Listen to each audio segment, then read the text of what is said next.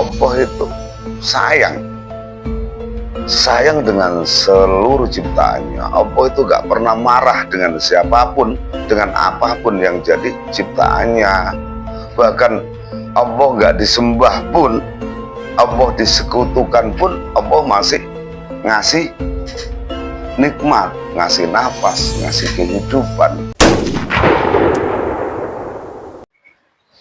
Assalamualaikum warahmatullahi wabarakatuh. Kembali lagi di channel kami, Satu Sisi Dua Dimensi. Bagi sahabat-sahabat yang rela dan ikhlas nonton channel kami, semoga malam ini saat panjenengan sedaya dalam keadaan susah akan dimudahkan oleh Allah, atau ketika panjenengan sedaya dalam keadaan sakit akan diberikan kesembuhan oleh Allah Subhanahu wa Ta'ala. Malam ini kita akan menyambung dari konten yang sebelumnya ya, tentang anugerah dan bencana. Di malam kemarin kita bahas tentang anugerah dan bencana, tapi ke makhluk atau yang dialami individu seseorang.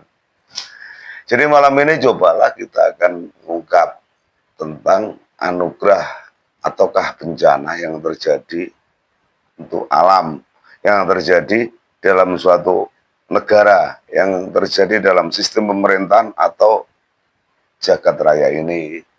Memang dari mulai zaman Allah menciptakan bumi sampai hari ini, bahkan sejarah-sejarah terdahulu sebelum Adam alaihissalam diturunkan ke bumi itu sempat ada penghuni di bumi ini.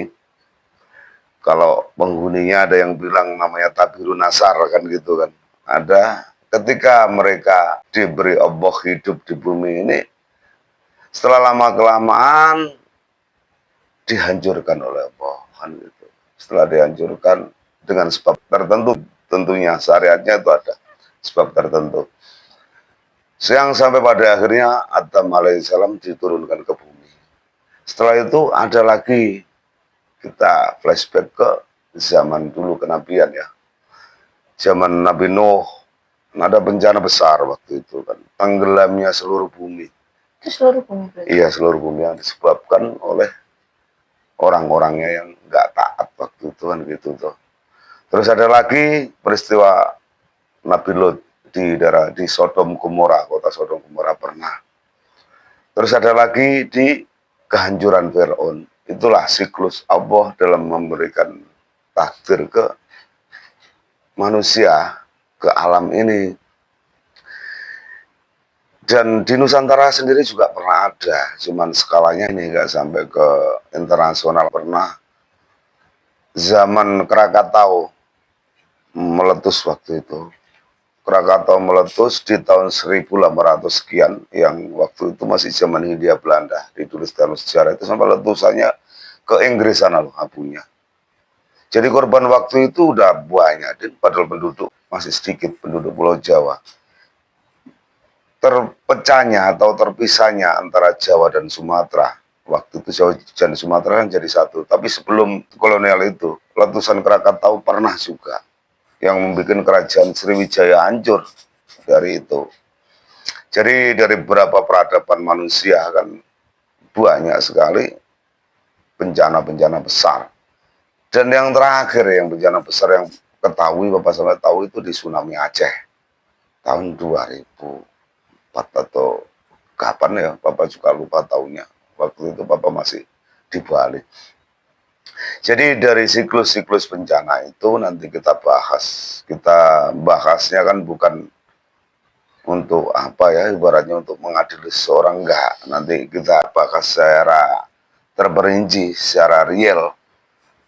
Kenapa sih terjadi bencana? Apakah bencana itu bisa dihindari kan gitu? Jadi yang dimaksud bencana itu apa? Yang sehubungan dengan alam. Yang dimaksud dengan lawannya bencana itu apa? Anugerah. Anugerah itu apa kan gitu? Jadi anugerah dalam suatu tempat biasanya kan ya kesejahteraan penduduk yang waktu itu ada, itu namanya anugerah. Biasanya orang mendefinisikan semacam itu. Jadi coba sih dari penjelasan singkat ini, sampean itu punya pertanyaan apa sih? Pertanyaan tentang anugerah ya. Mm-mm. Apa perbedaan anugerah individu dan anugerah sosial? Anugerah alam. Alam. Yang individu kan menyangkut pribadi masing-masing. Ketika ya yang kita bahas kemarin, ketika ada anugerah tersendiri bagi individu, itu manfaatnya bagi individu. Jadi orang lain nggak ikut merasakan. Kalau yang berkaitan dengan alam, alam kan banyak sih kayak bencana itu sifatnya regional dalam suatu daerah atau sifatnya negara, ada lagi yang sifatnya sampai internasional gitu loh. Jadi ketika ada bencana di suatu daerah yang jelaskan yang terdampak itu seluruh makhluk yang ada, bukan hanya manusia, hewan juga gitu loh. Nah, tapi itu yang kenapa kok Allah menurunkan bencana alam gitu?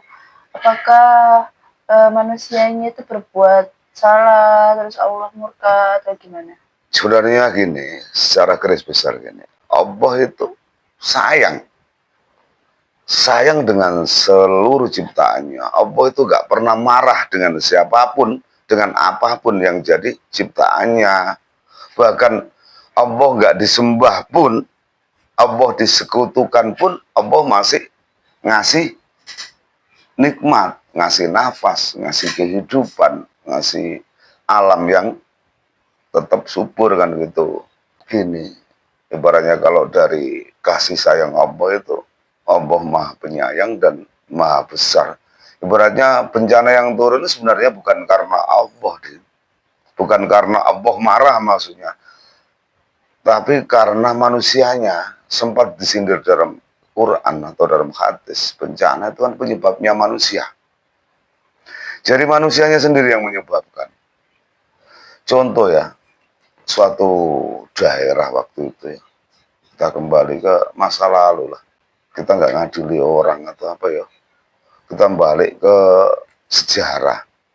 Ketika ada nabi di zaman kenabian turun, dan turunnya nabi itu didustakan, ya seketika itu juga Allah menata ulang. Sebenarnya gini, kayak peristiwa Nuh itu kan Allah sudah mendatangkan penyelamat yang berupa bahtera kan gitu tuh, berupa bahtera. Tapi kenapa mereka nggak mau, masih tetap ingkar kan itu?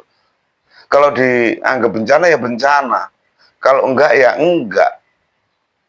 Maknanya kan gini, Allah itu nggak mau hamba-hambanya atau makhluknya ini sebenarnya terlalu terjerumus dan menyebar kesesatan, menyebar kezaliman, membuat terus kerusakan di muka bumi ini.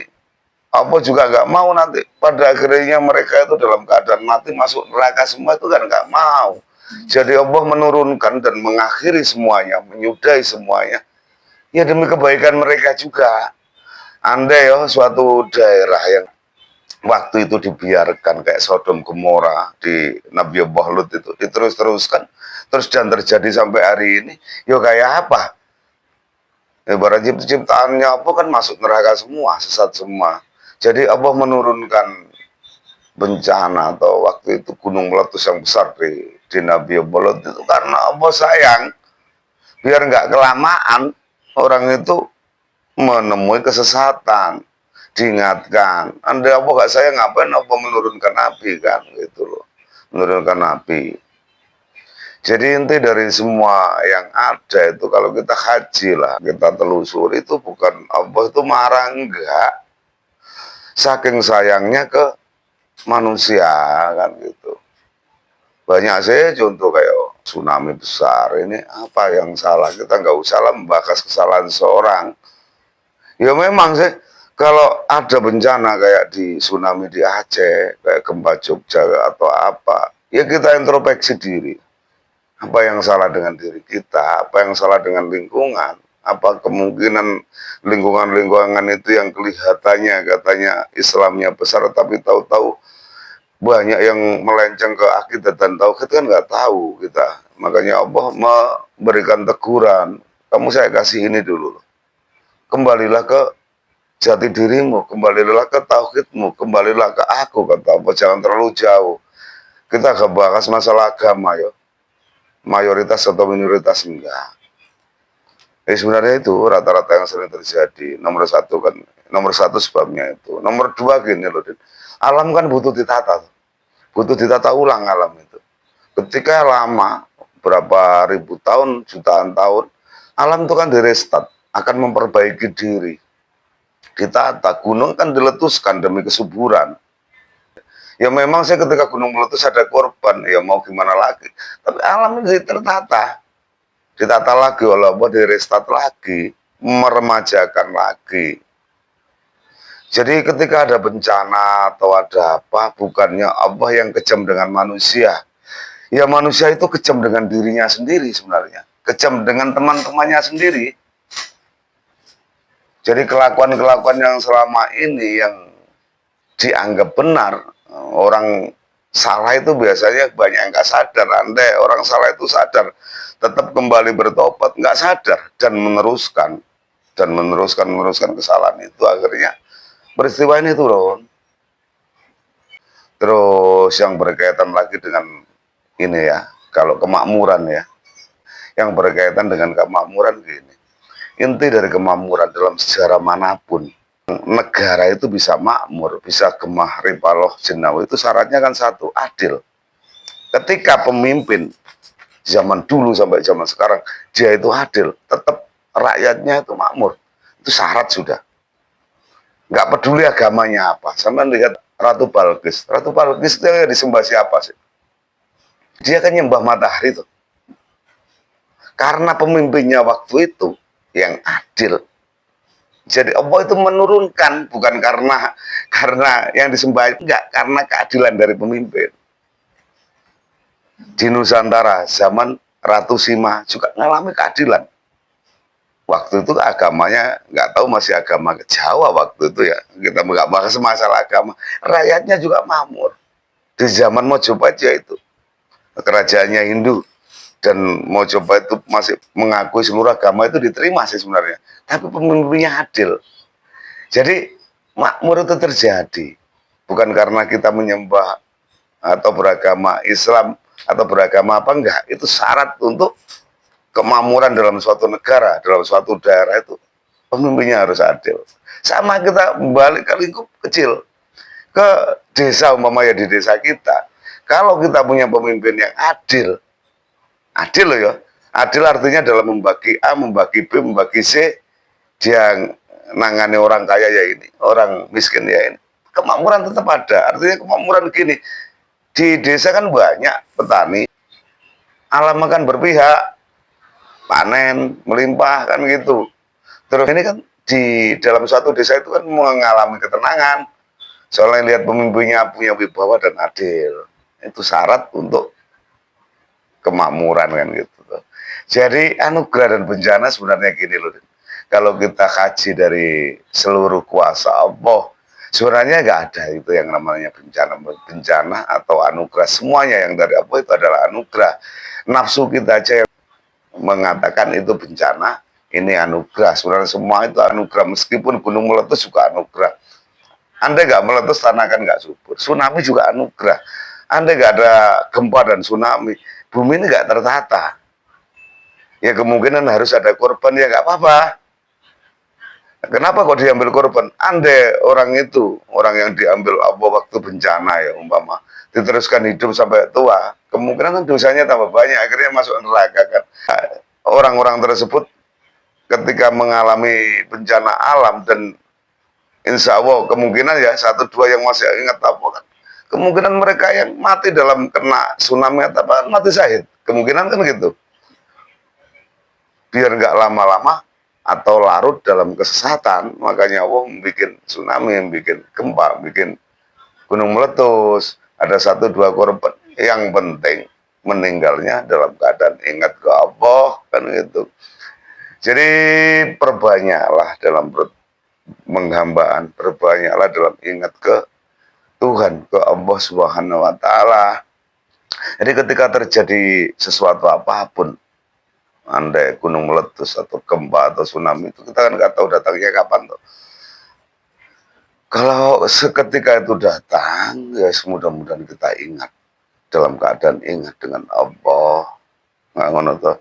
Jadi ketika kita ingat dengan Allah tadi, kita menghadap dalam keadaan ingat. Itu namanya anugerah terbesar. Meskipun anugerahnya terjadi karena bencana yang dikatakan orang-orang itu. Ya udah ya. Sekian untuk kurang lebihnya. Segala kesalahan hanya punya manusia dan kebenaran hakiki hanya punya Allah Subhanahu wa taala. Wabillahi taufiq wal hidayah. Wassalamualaikum warahmatullahi wabarakatuh.